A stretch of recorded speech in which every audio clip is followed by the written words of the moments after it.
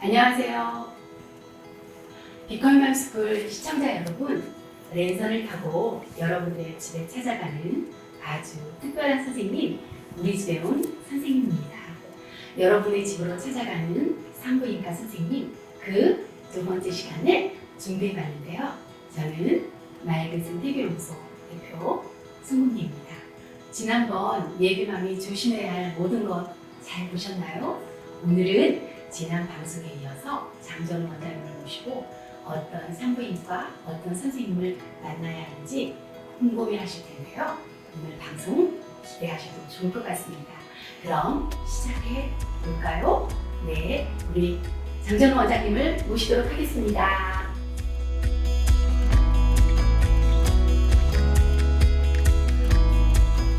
네, 안녕하세요. 산부인과 전문의 장전호입니다. 원장님, 이번 2부에는요, 임산부들이 정말 궁금해하는 것들을 모아봤거든요.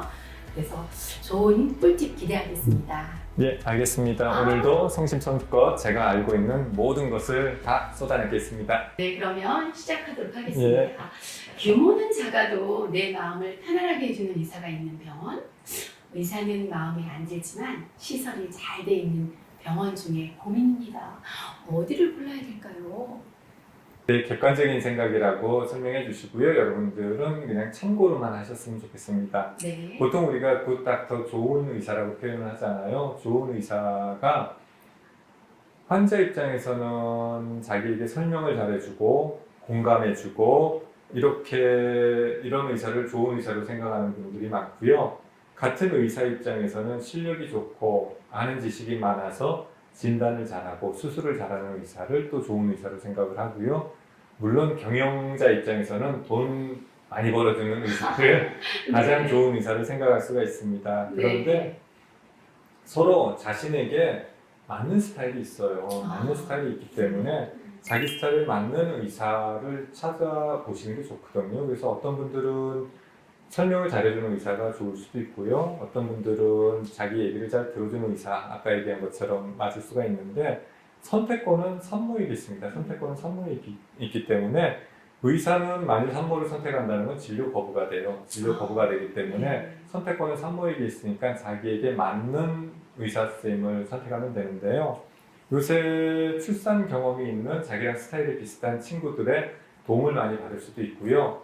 자기가 병원에 가서 의사 선생님이 자기랑 안 맞다. 이거는 좋고 싫음의 문제지 옳고 틀림의 문제가 아니기 때문에 당당하게 병원에 말해서 내가 저 선생님하고는 스타일이 안 맞는 것 같으니까 다른 선생님에게 진료를 보겠습니다. 선택하실 수가 있거든요.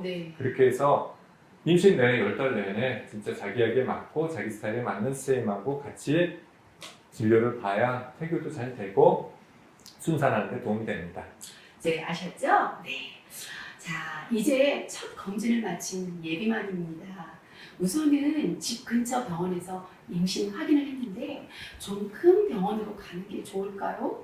좋은 산부인과를 고르기가 너무 어렵습니다. 산부인과를 정하는 기준이 있다면 알려주세요. 이거는 더 힘든 질문인데요. 그런가요? 네. 산부인과는 시스템을 갖춘 곳이 중요합니다. 그 시스템이라는 것은 24시간 산부인과 전문의가 상주하는 곳이어야 되고요. 전속 마취과 의사가 있는 병원이어야 합니다. 전속 마취과 의사가 있어서 그걸로 인해서 응급수술이 가능하고 수혈이 가능한 병원으로 선택을 하시면 되고요. 암만 자기가 좋아하는 병원이 있고 자기가 맞는 의사 선생님이 있다 하더라도 고위험 산모의 경우에는 대학병원을 추천해 드리면 대학병원으로 가시는 것이 좋습니다. 그렇군요. 네, 비컬맘스쿨 시청자 여러분, 병원 선택 또 그리고 좋은 선생님 만나는 거 잘 이야기 들으셨죠?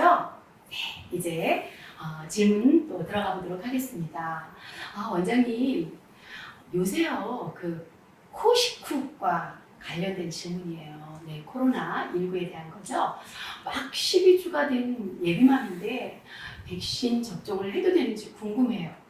워킹맘이라 백신을 안 맞자니 코로나 걸릴까 무섭고요. 맞자니 위험하고 무서워요. 맞아도 되는지요? 결론적으로 우리나라에서는 임산부들에게 코로나 예방접종하는 것을 아직은 금하고 있습니다.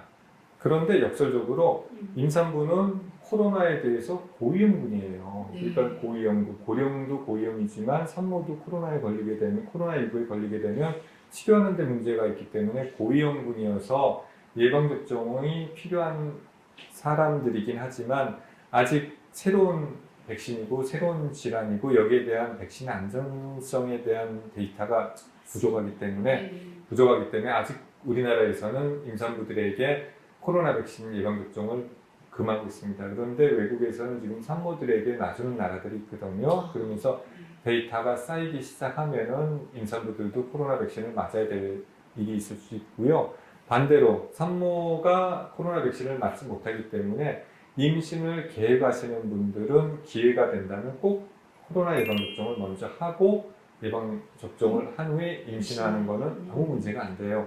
어떤 산모들은 내가 예방접종한 지 얼마 안 되고 임신해서 태아에게 나쁜 영향이 있을까 봐 굉장히 고민하시는 분들이 있는데 여기는 전혀 나쁜 영향 없으니까 임신 계획하고 계신 분들은 코로나 접종을 받는 게 좋고요. 임산부들에게는 아직 우리나라에서는 접종을 허락하지 않고 있습니다. 아, 네. 정말 많은 예비맘들이 궁금해 했을 텐데 답변 감사합니다. 혹시 코로나 백신뿐만이 아니라 독감이나 다른 예방주사는 어떤가요, 원장님?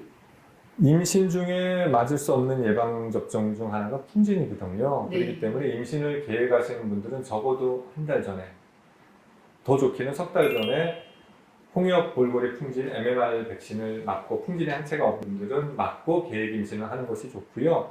독감의 경우는 마찬가지로 산모가 독감의 고위험군이기 때문에 네. 산모들은 독감 예방접종을 꼭 하셔야 돼요.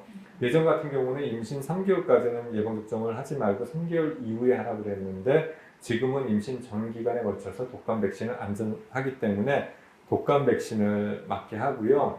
A형 간염은 임신 중에 맞지는 않습니다. 네. 그리고 B형 간염의 경우도 임신 전과 출산 후에 맞는 걸 권하고 있지만 B형 간염이 걸릴 위험이 있는 사람들은 임신 중에 맞아도 된다 하고 있는 상태입니다. 그리고 가장 최근에 파상풍과 백일에 네.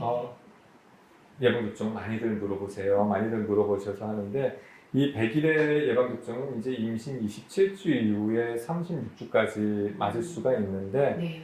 백일의 예방접종은 보통 임신 30주 지나서 32주 정도에 맞는 게 가장 좋기는 해요. 가장 좋은데 신생아들은 태어나면은 백일회를 2개월, 4개월, 6개월 세 번 맞잖아요. 네. 세 번 맞는데 이 주사 맞기 전에 엄마가 백일회 예방접종을 하면 태반을 통해서 애기한테 항체가 어느 정도 가기 때문에 네.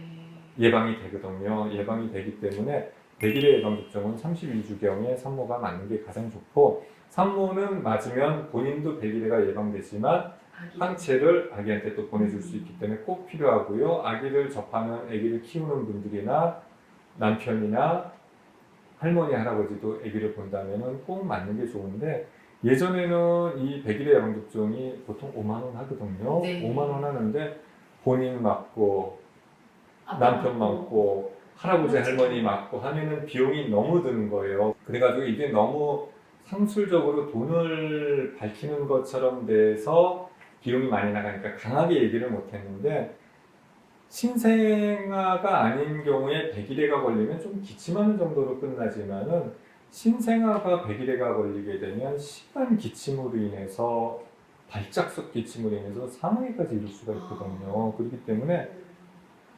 교과서적으로만 봤지 그러진 않은데 실제 제 산모가 아이를 낳고 신생아 때 아기가 진짜 백일회가 걸려서 죽을 뻔하다가 살아난 적이 있어요.